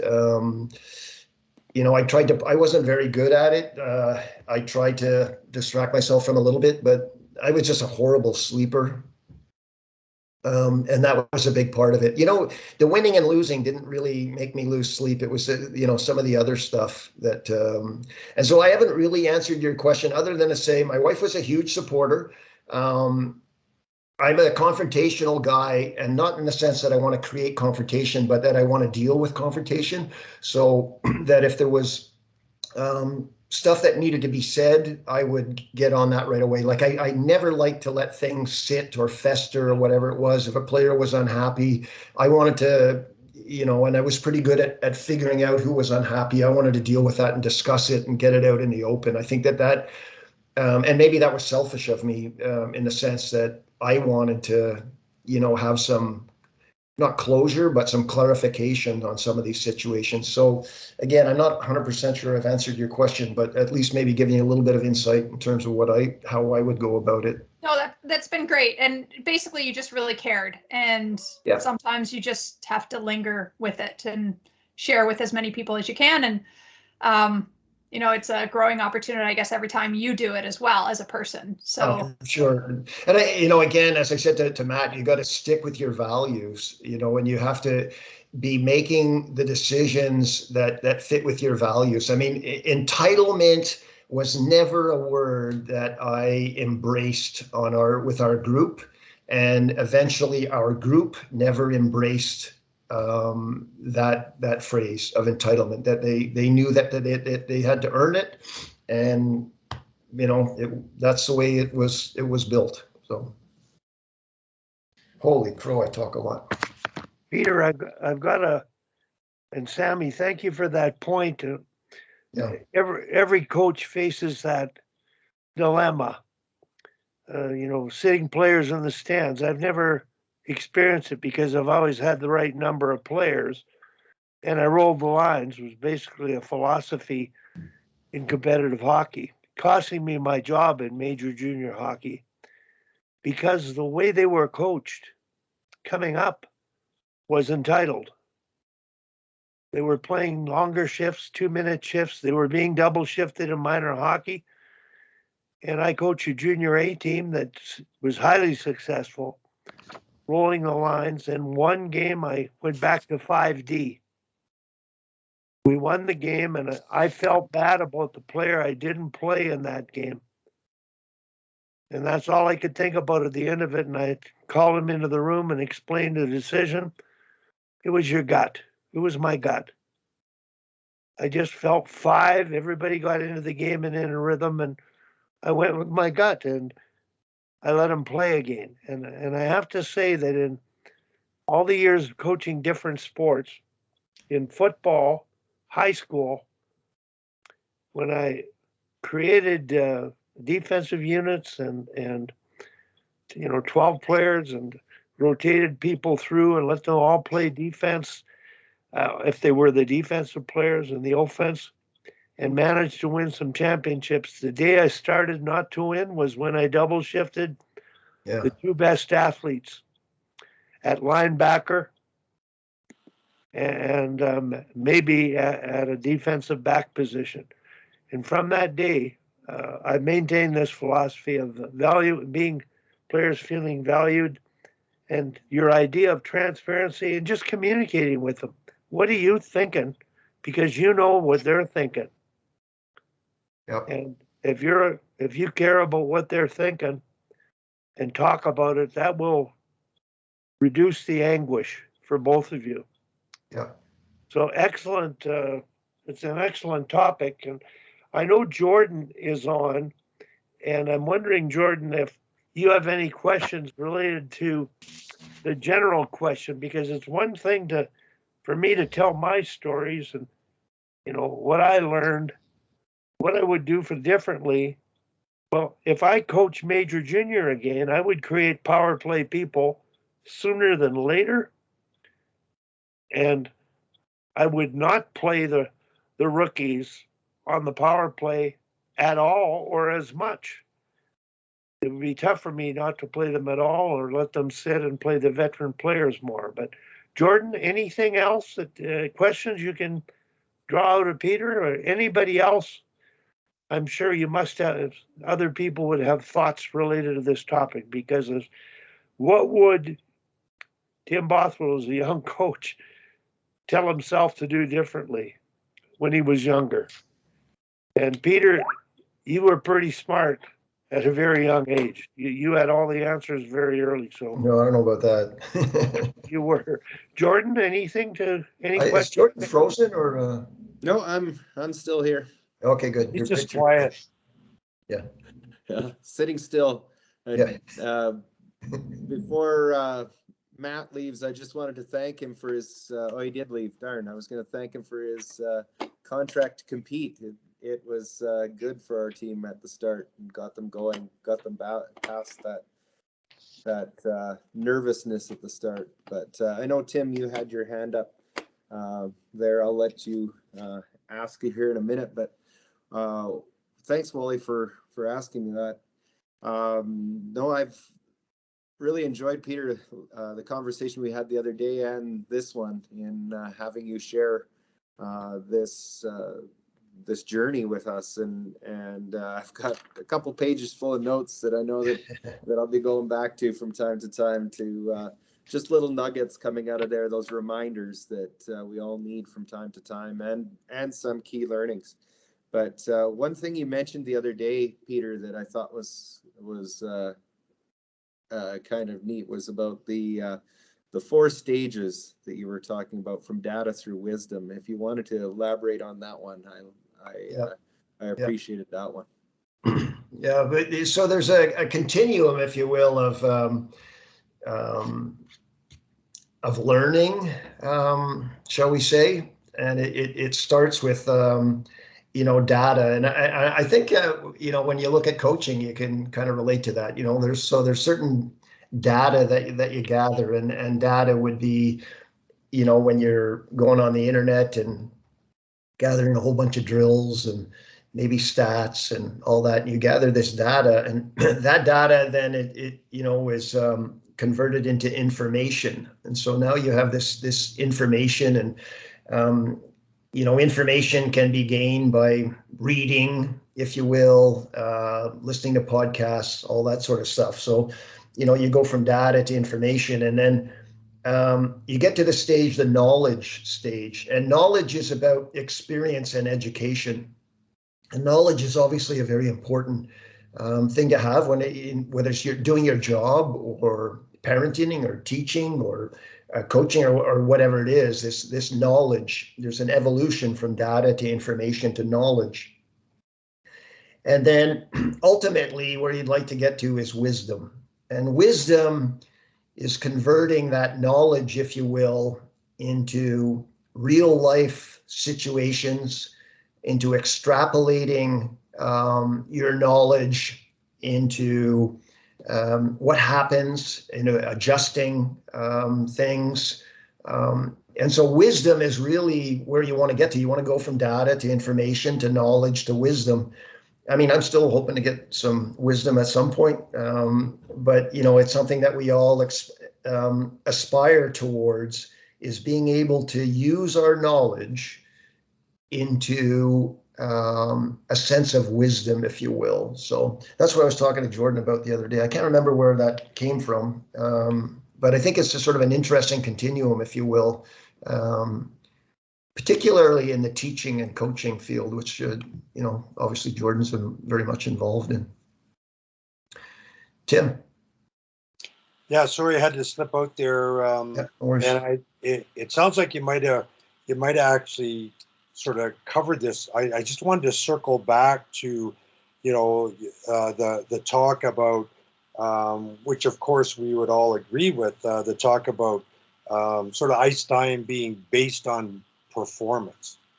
And just for all the young coaches out there that might be listening, if they have the patience to listen to a bunch of old geezers like us, let's be clear about performance, that it is not simply who scores, who gets the assist, who creates the scoring chances, because ultimately that can be a pretty easy definition of performing in hockey. But it's really more, and this is maybe where Matt's contract to compete comes in too, which I missed, but it's really more about, are they performing at their best level of their own ability, and wherever that might fit on the team's depth chart of skill, and are they conforming to the team covenant guidelines, specifically, being a positive influence, being a good teammate, their work ethic, of course. So performance is, for the young coaches, again, it's more than, hey, Jordan's going to score for me, and I know he is, and he's the best stick handler, even though he's lazy on the back check and he's bitching out at his teammates on the bench. I'm going to play him because he performs better. He gets results. Well, no, it's not about that. The more you can enforce and reinforce your process of developing people and players and having them adhere to those team guidelines and covenants of work ethic, being positive, being a good teammate, all those sort of things, that's performance, not just who scores. And I know, obviously, you agree with that, but and I thought maybe just state it very clearly, and unequivocally, I guess. Yeah, no, 100%. When we talk about sort of ice time, if you will, or sort of two things come to mind in that, and that we would talk to the players about. One was buy-in. So, that was, buy-in. And that's exactly what you're talking about, Tim. Buying into all the values of the team, both on and off the ice. Buy-in in terms of working hard. And then the second part of it would be performance. So, and performance was, so you had to buy in. So anybody who didn't buy in, I mean, they weren't going to get a chance to perform. I mean, that was not going to happen. Performance didn't dictate buy-in. Buy-in was the cornerstone, if you will. But I think what's important is that for coaches, and you talk about young coaches and clarifying that, is one of the parts that needs to be clarified is what does a coach mean by performance? So what do they mean by those two things, by buy-in and performance? So, I think, and that's what's important. So, you bring a kid into your office and you say, hey, look, you're just not performing.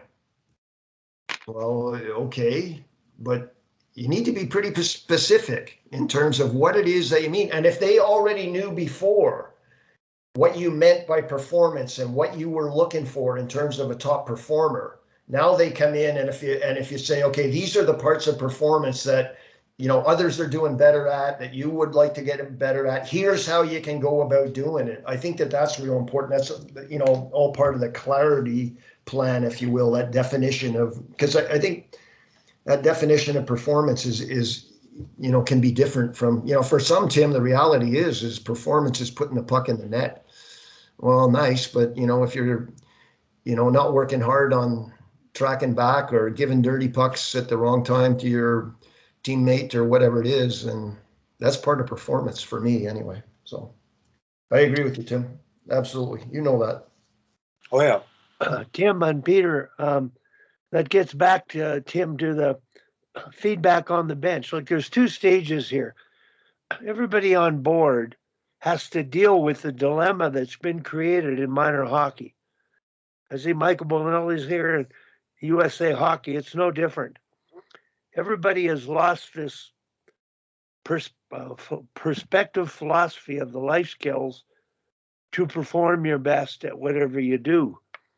And it begins in minor hockey. And feedback, and specific feedback, not just good job, way to go, or we got to work harder. It's the little technical points that need to resonate with the mind of the athlete. And you're the teacher. And it's not generalization about we're not working hard enough, we're losing, and you're all frustrated. And this cycle of response is what seems to happen at higher levels in the NHL. Frustration sets in, but it starts with minor hockey. Yeah. If they get it right in minor hockey, it'll be easier.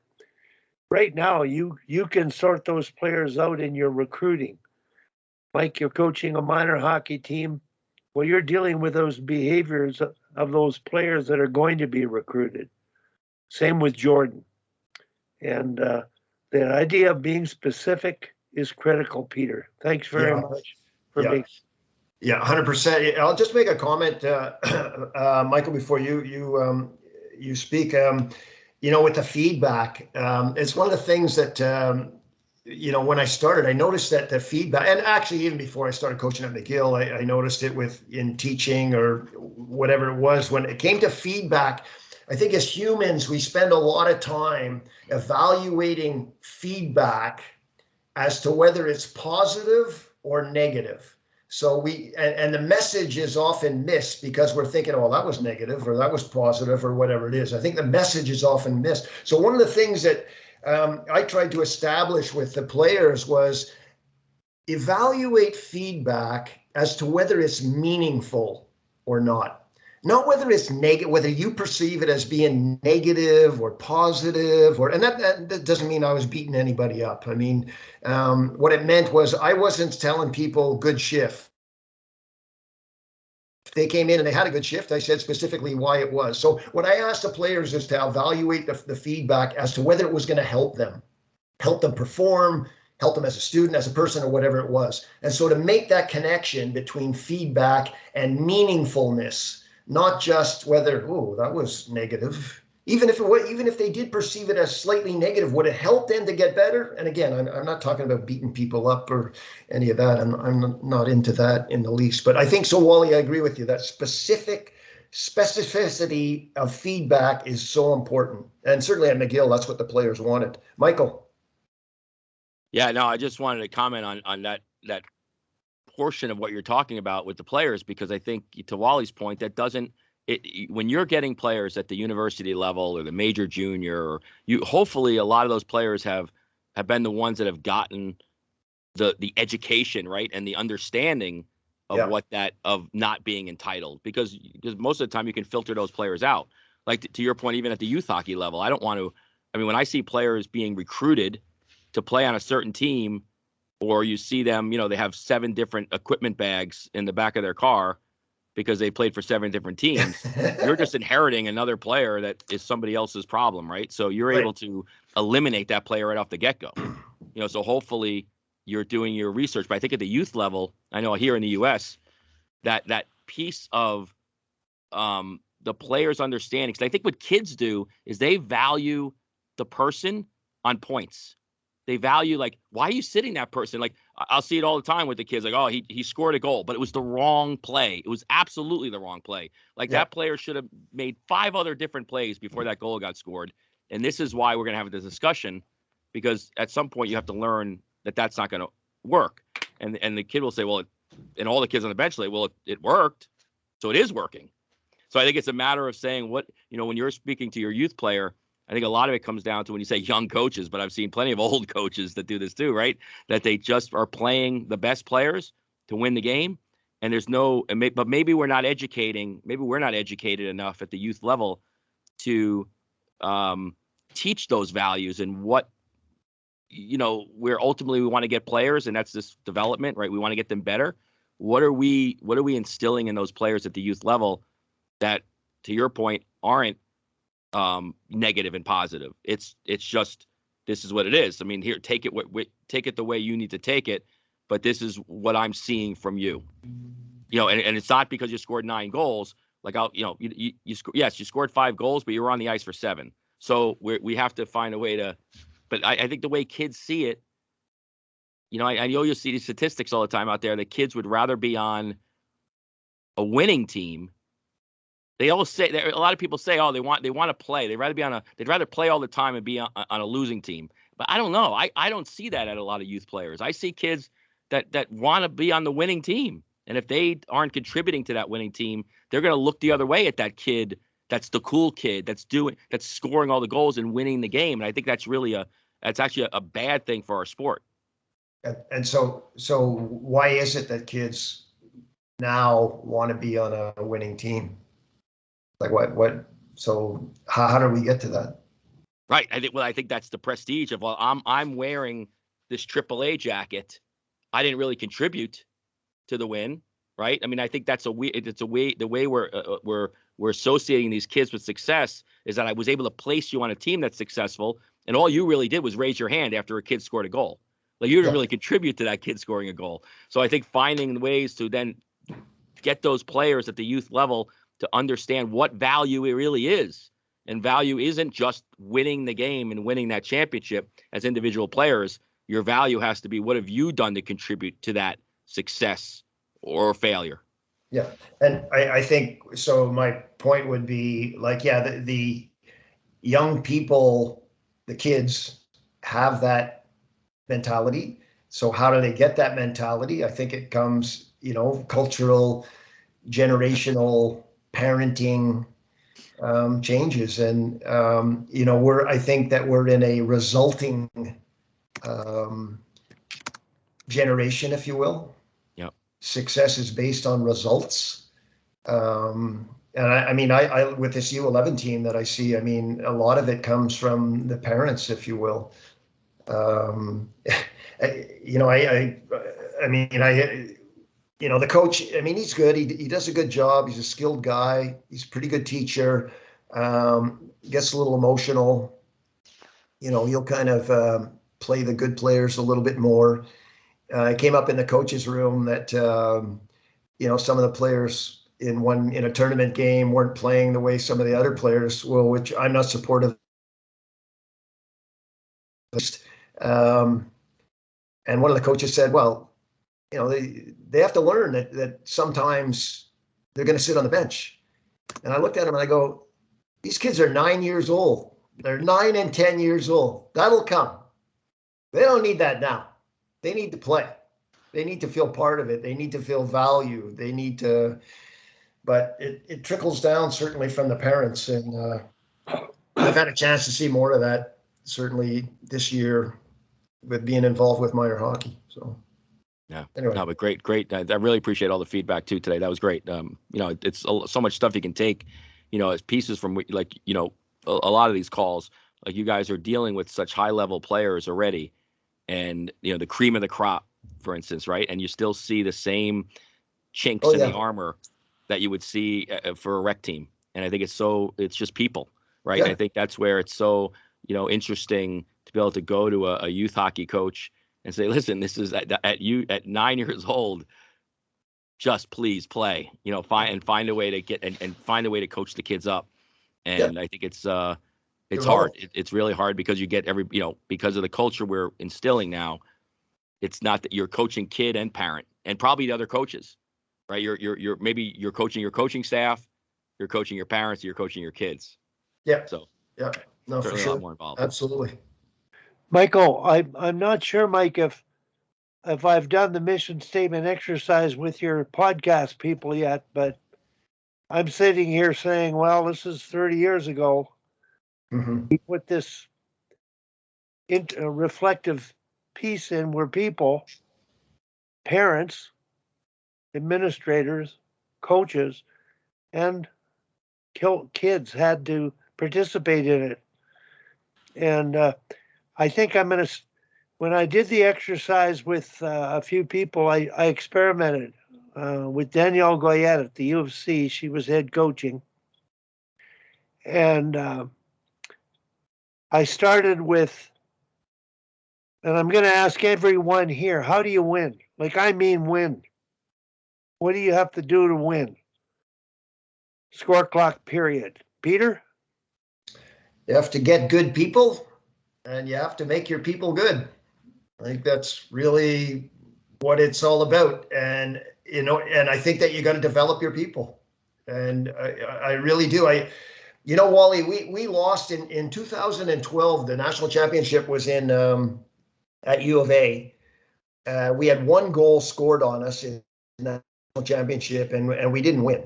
And it was the most talented team that I'd had, 2012. But we didn't win.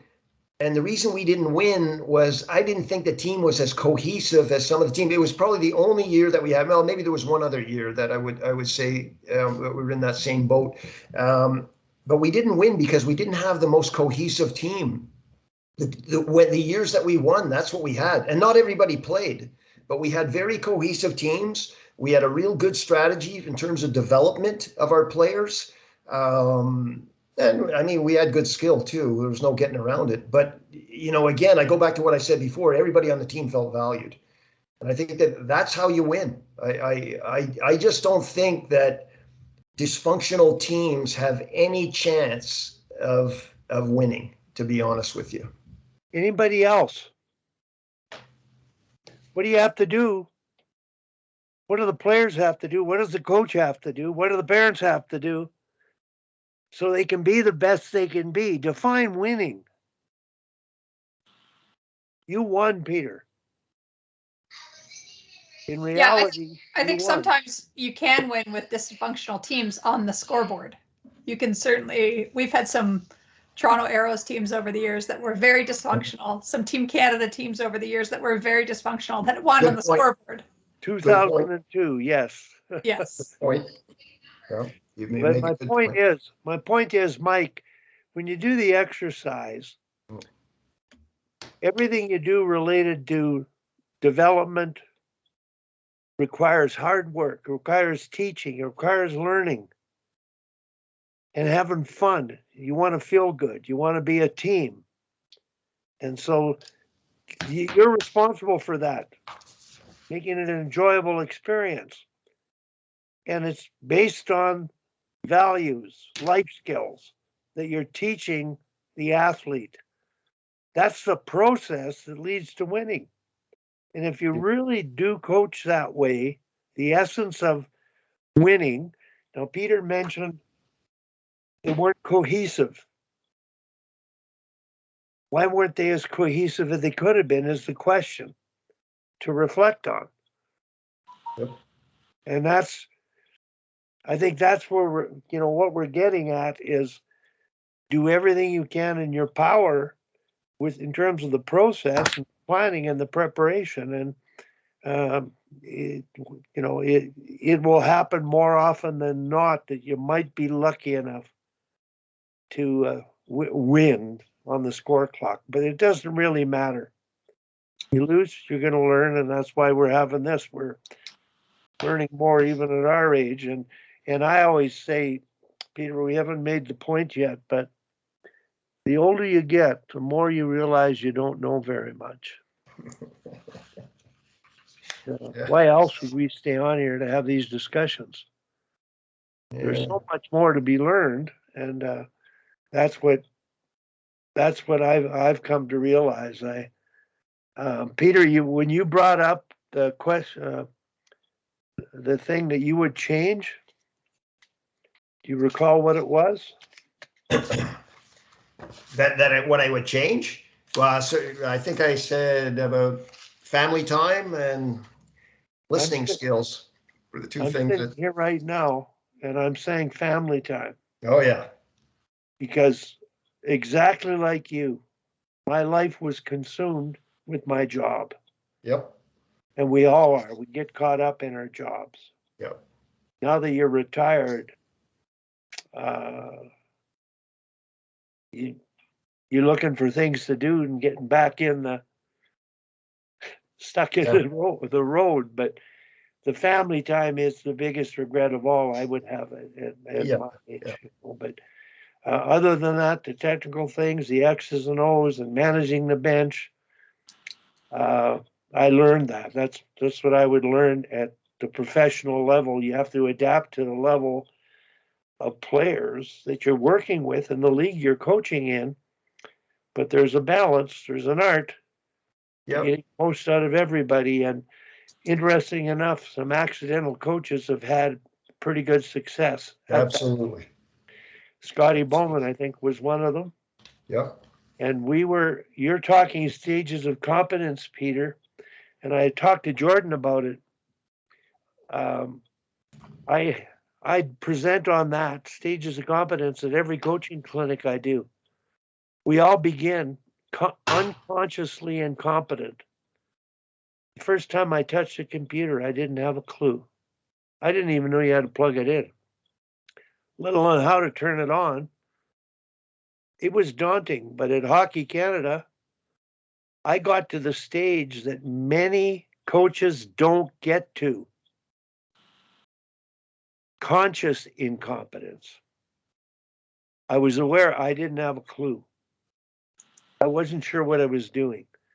And I went and asked those young people, and you can ask kids today how to use a phone, how to use an app that I can't use.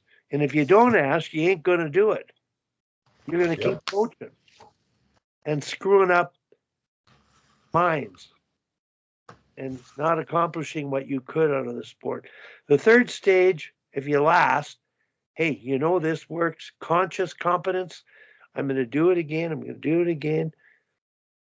And that's the one we hope everybody gets to. You're conscious. Everybody here is consciously competent. And the ultimate stage, I call it the hockey clinics, the Scotty Bowman stage. And that's unconscious competence, just intuition, knows what he's doing.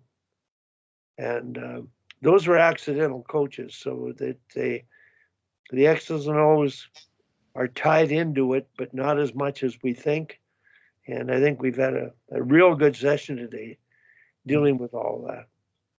I've enjoyed it.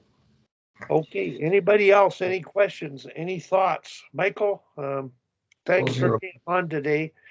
What level are you coaching again, Michael, right now? Well, so officially I'm coaching 14U. So a bunch of right now, basically all 07 year births. So it's, it's the year here in the US that it's right before, we're classified as a AAA team. It's basically, the year when they really start to say, okay, are we going to get selected for something? Do I get recruited? Am I looking at prep schools? So it becomes a lot for the parents. There's so much anxiety, for the parents, right? That they can't, I don't know. I just see, I work with, I don't know, 7 or 8 organizations now as a consultant. And I just hear the same theme over and over and over again, that it's so, and I actually brought this from one of Tim's conversations about his team, about sometimes you just got to put the ice away, forget about it, and do this, do the building of the person and the kid. And so I love that stuff. I mean, I think, and Wally, we'll definitely have you on the podcast, because I think, what you could bring to the table is this other perspective of, yes, of course we all want to win. We all need X's and O's. We all need strategy. Everybody understands that, but none of that works without the person and the belief that everyone is pulling together for a common goal, including in my case, mostly the parents, because they're the most influential people that we have, because they're with the kids for, 22.5 hours a day more than me. Yeah, and I was gonna sort of chime in a bit ago about, when we were talking about, the kids wanting to be on winning teams. Who wouldn't want to be on a winning team? We all, of course. Like, hey, let me see, lousy team, good team. That's the easy part. The part a lot of parents and kids don't get is, do they consider, or can they consider, how unhappy they're going to be as parents and as players if they're not getting any ice time, if they're not being able to contribute, if they're not feeling valued by their coaches. That's what they don't consider. It's great to be on a winning team, of course, if you're feeling valued, you're contributing, and you're playing to some degree. So that's getting better. Yeah, kind of the piece that's missing.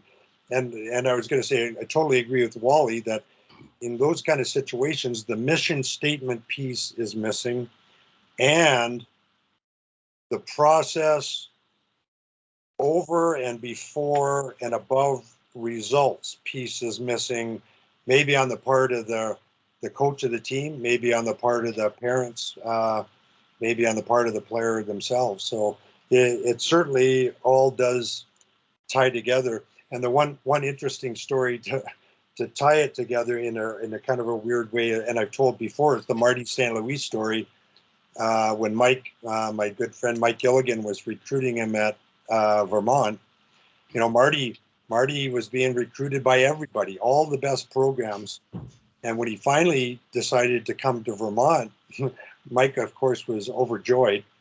And, and he was one day, Marty, like, well, why did you come to Vermont? Like, you could have gone to Minnesota, Michigan, all the big powers at the time.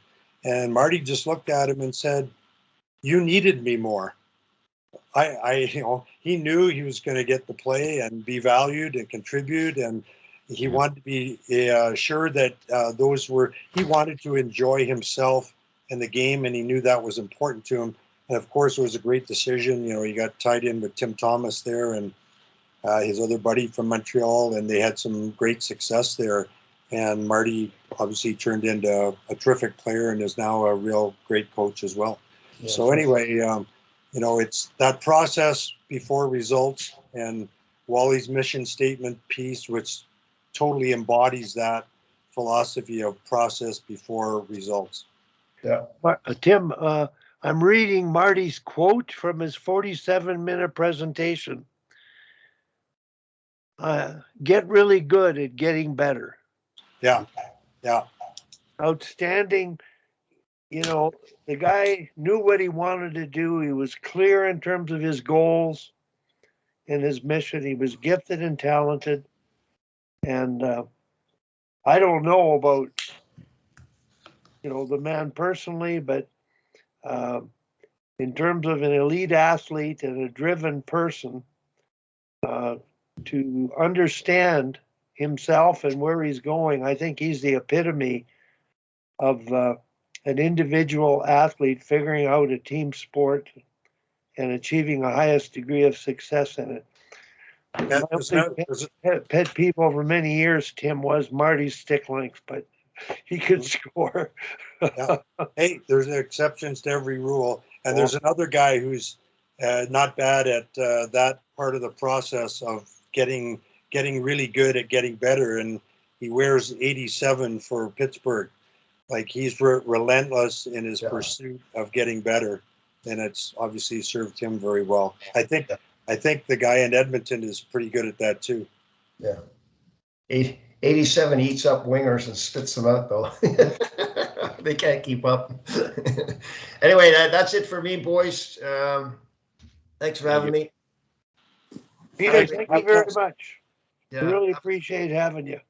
Yeah, we'll look forward to next week, Wally, whatever we can get teed up. Mike, good to see you again, and always good to have Jordan. And so I saw that Daryl slipped on for a few minutes, and Dom Pittis as well, so it's good. And Bob, after his ears must have been ringing. Bob Lokes was on for a little bit early on too.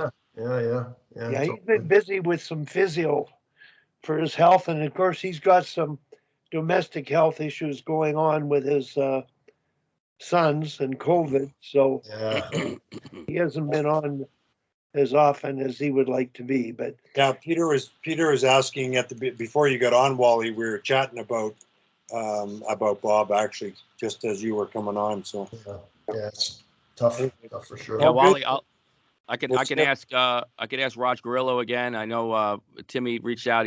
Roger said, yeah, for sure he would love to be on, and Lou as well. Varro, he just needs to have a little assistance with the technology side, but I'd love to have Marty on sometime. So Marty's on the ice right before me every night for practice.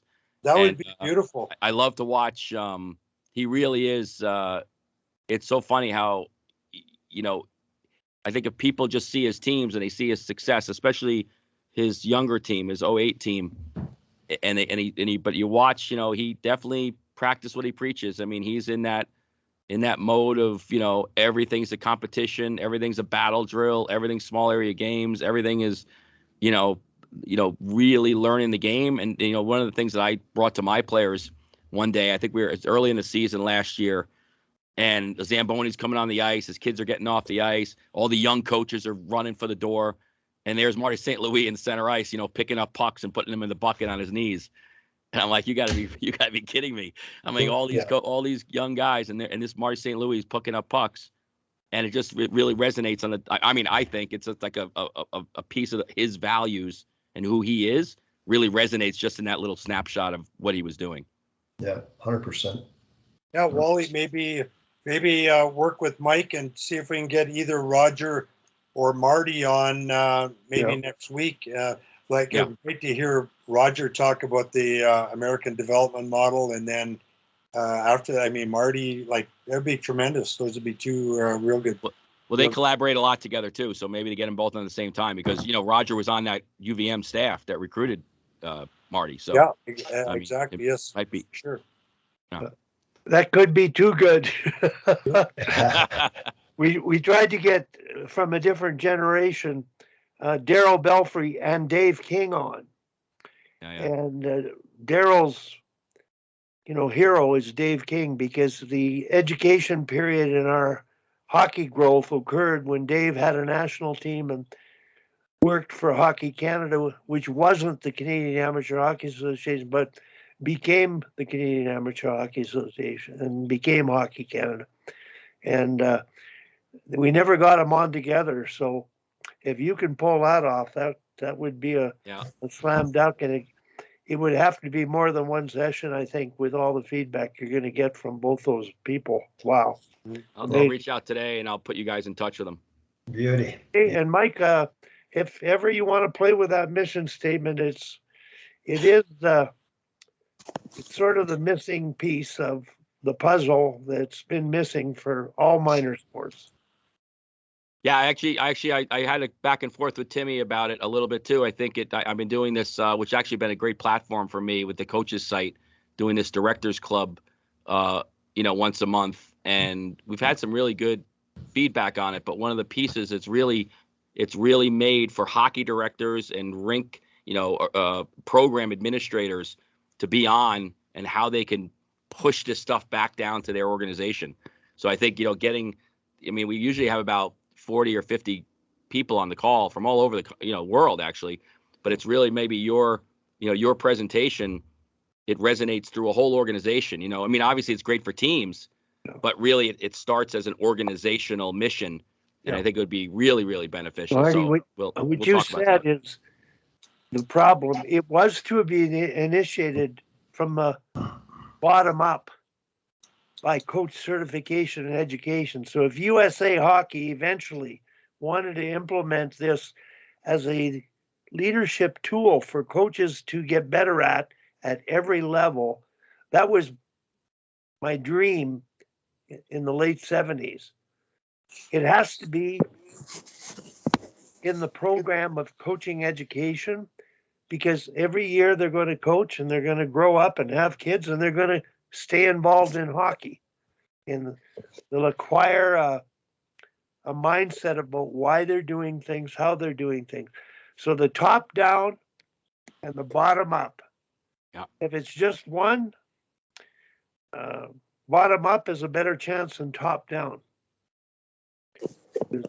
They've got to feel a part of it, and it's inside out then. So it could be done. So maybe USA Hockey will do it before my time. I don't know, but it's above my pay grade, but Roger would help you with that. But thank you again, guys. Really appreciate it. Yeah. Real Thanks, good. guys. Okay, Awesome, bye Peter. everyone. Jordan, are you practicing tonight? I may be over there just to get out of the house. Take care. Okay. Bye-bye, everybody. Thank you. Bye-bye. Hey, Tom, you still on? Yep. I Just listening the whole time. Except I was dealing with this goalie thing I got, so I had some calls.